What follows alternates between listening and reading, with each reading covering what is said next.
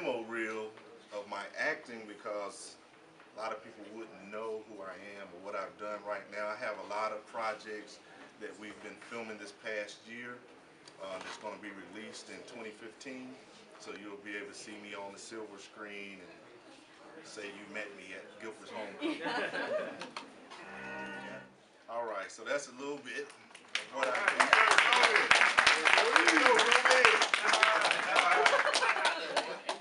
So that's a little bit what I do. You know, when I got into acting, I only been into acting for the past 2 years. And what I want to talk about is my relationships here at Guilford College that I established while attending school here. And the unique thing is that I got into acting 2 years ago because I answered a casting call to be a background extra on USA show Necessary Roughness. If you've seen that show, it's a football show. And because I played football, I was like, well, I think I can probably do this. And so I go to the casting call, me and another Guilford alum who's in the room. You probably don't want me to call him out, but we both go to the casting call. I go to be a football coach in this show, and he goes to be a football player. So we go through, we're watching this TV screen while all these hundreds of people there to audition. And I see another Guilford alum on the screen, and I'm like, I know that, I've seen that movie, right? And his name's Mark Ellis, and he played football here with us as well. So I go in and meet with the lady to do my interview and take your headshots and so forth, and she says, oh, you played at Guilford College. I was like, yeah.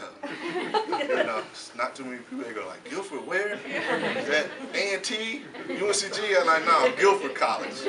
And she was like, you played at Guilford? I was like, yeah. She's like, wow, you know Mark Ellis? I said, yeah, I know Mark Ellis. I saw him on the screens out there. He's been in a couple movies. And she says, well, he owns this casting company. And I was like, what? And she's like, yeah. So she says, go ahead, you know. So she let me go past hundreds of people that were auditioning to go see Mark. And he sees me walking down the aisle to come to him. And he's like, Brodie. And I'm like, Mark, what's up? He's like, what you doing? I was like, I want to roll. And so he was like, man, I got you, no problem, whatever. So for 2 seasons, I got to be a assistant coach on this USA show, Necessary Roughness.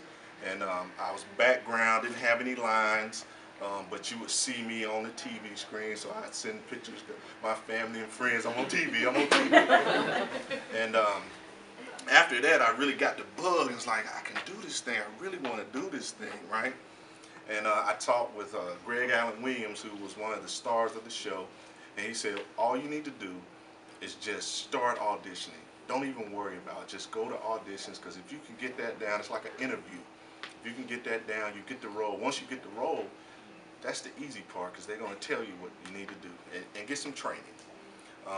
So I started taking acting classes, and I've been doing that for the past 2 years, going to acting schools. A lot of my friends like, man, you acting? Like what? And I like, yeah, I'm taking classes and learning how to do it. So I started doing that. Then I wanted to get back on set again because it was just that whole thrill of being there and the cameras and the lights and just working, making the magic happen. And I ended up being called in to be Richard Roundtree, who is the Shaft actor.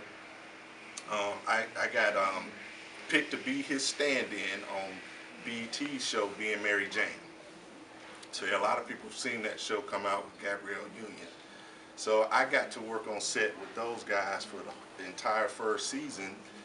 I'm there working with Richard, and what a stand-in does is we actually go through the scenes so that the directors and the camera guys can set up lighting, set up the position. So we would watch Team 1, which would be the stars of the show.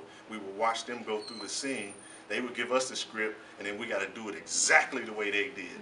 And with the director there getting on us, you know. So that was some learning experience that I was able to take with me. And so as I began to get speaking roles, I was already familiar with being on set, taking direction, and so forth. But one of the things I want to say about Guilford College, and coming from Guilford, what really got me here was a friend of mine from high school. We both decided to come here. And on my recruiting visit, this gentleman is in here, Ed Richardson, who's over here on my recruiting visit. They take us by, his roommate was taking me on a tour, and we go by his room. So I see this guy in there, 6'4", 6'5", with headsets on, playing music, right? He's in there with his DJ equipment, and I look up on the bookshelf in Milner, and he's got a teddy bear up there with shades on it, but inside these shades are these lights blinking to the music. And I was just drawn to it, like, what is that? Like, how do you get that to do that? And he's like, man, I took some Christmas lights and hooked it up to the speakers, and then they just started flashing. Now, the crazy part is, I show up my freshman year with a Volkswagen with Christmas lights in it, flashing to the music. So I was like, that he really made my visit here real comfortable. It felt like family, like right away, meeting him here. And so even on my first day coming here, I saw this guy come in. I'm gonna tell these stories. Mark Stowe. So I'm a little skinny kid, you know, coming from a small town. We come in here and we like, oh man, this is gonna be big fullback. And he's like, I'm Mark Stowe from the gas house. Y'all gonna have to deal with me, right? And I'm thinking, man, this dude is huge. We go out to practice, he on the sideline, he ain't even dressed out. I was like, he trying to intimidate us and he hurt. But really what I wanted to leave you guys with is, you know, we all take different things away from Guilford. And one of the things that I really took away is the brotherhood and the friendship of the people that I met here. And they've all played a part in my life after Guilford, from my wedding to my parents' funerals. I mean, everything. And a lot of these guys are here today that have become like my brothers. And we can always call on each other for different things. And I had an experience, because people always say, well, what made you change and start wanting to be an actor and do all of this? Well, when I lost my parents, it felt like I was in this world alone. And I decided, you know what? I'm going to do what's in my heart to do. And if I desire to do it, I'm going to try. And about to cry, because talking about this dude. So I'm in Atlanta. And actually, we were at a funeral, and I get a call saying that my friend was in a car accident, and they didn't know if he was going to make it or whatever. And I was in New Jersey at the time, and my dad, who was living then, was like, well, we'll leave right now and take you down, because he could see I was hurting. And so we rushed to Greensboro to get here, because I was like, man, I got to be there if something's wrong. And so we get there, and you know, long story short, he's in a car accident. He's hurt bad. We don't know if he's gonna make it. Our family's there, friends, a couple other Guilford grads are there, and you know, we all praying, and he pulled through. And I want to bring him up, and because I asked him to be here, because I was like, you know, my life is nothing, you know what I mean? But he is an inspiration to me, to make me keep pressing, so that I'll be successful. And I want to bring him up, Big Dylan.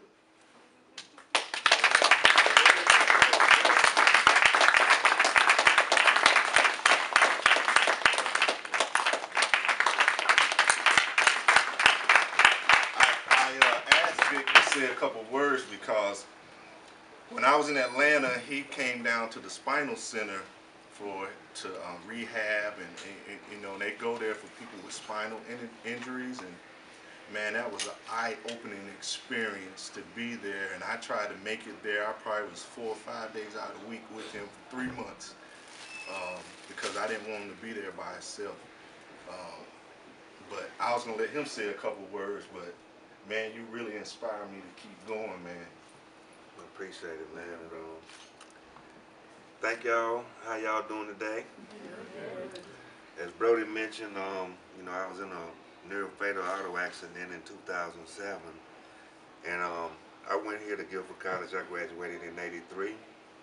I was on the baseball team here, and I grew up in Martinsville, Virginia, about an hour up the road. I played sports all my life, and you know, I came here to Guilford, and you know, I had a great experience here with all the guys and, you know, people here and stuff. And, you know, like Brodie said, you know, life can change in an instant and stuff. And Brodie and I were actually roommates in college, and we got many stories to talk about that and stuff. You know, I used to leave his shoes laying around, and I come in tripping all on them.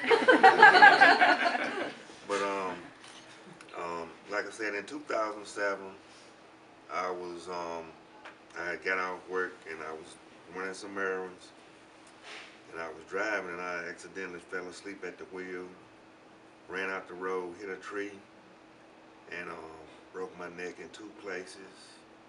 I hit my head on the windshield, had a real bad gash on my head, had pancreas damage, liver, kidney, broke ribs. I was really messed up. Like Brodie said, they didn't think I was gonna make it. And you know, so many friends and family was there with me and stuff, and I was in the hospital for like 5 months. Here in Greensboro, I was here for 2 months, and then they moved me to Atlanta for spinal cord called the Shepherd Center. And it was just a blessing, you know, that God placed Brodie in Atlanta while I was there, and I had a cousin there. So I had a couple of family members in Brodie there, but you know, it was a long, hard road to recovery, taking therapy and everything. And I'm so proud of Andre, because, you know, like he said, you shouldn't, if you got something you want to do, or if, you know, you have something, don't put it off, because, you know, things can change, life can end so instantly and stuff. And Brodie was such a, you know, inspiration to me, you know, while I was down there. You know, he come by the room, like he said, 4 or 5 days out the week. He would call me and be like, man, you need anything? Man, bring me a Burger King, Burger King, cantaloupe, anything, you know. And, you know, I'm sitting up in the hospital, and, you know, I'm like, man, just bring me a Whopper or anything. You know, he was so good to look out for me and, you know, come to see me and stuff. And I think what he's doing is a real good thing. I got a lot of friends from, you know, back when we were in school, and a few of the fellas here and there. And, you know, Guilford was great for me. You know, we all came from different backgrounds, and this is a small school, and a lot of us played sports. And we would all like, man, we should have went to a Division I school, or, you know, this and that. But, you know, even though this is a small school, the friendship that we have, like he mentioned, it goes beyond, you know, what words can say. So I'm just blessed to be here, you know, because, you know, they thought I was gonna die. I coded twice, you know, I had 2 blood transfusions, and, you know, just went through so much. So I think God left me here for a purpose, you know, and just to be an inspiration to people or uplift people. So I just try to live my day to day, you know, because it could end so suddenly, you know. Nothing's promised or nothing like that. So, you know, I just look at my life now, and I just try to, you know, deal with what I'm dealing with, being in a wheelchair. And, you know, it's not easy sometimes, but, you know, I go ahead and continue on and try to do the best I can, because, you know, I'm not a person to give up. I'm a fighter, and that's about it. I mean, I'm just thankful to be here, and you know, and be at Guilford College today. So, y'all don't. If y'all got something you want to do, you know, whatever it is, don't put it off. You know, I wanted to take trips and go to different places when I was walking, and I didn't do it, so I kind of regret, you know, things like that. But I still can do things, but not in the capacity that I could before. But I just try to go on and just do what I can do. That's all that's all I know to do. So thank y'all for listening to my little story and having me here to speak today. Appreciate it.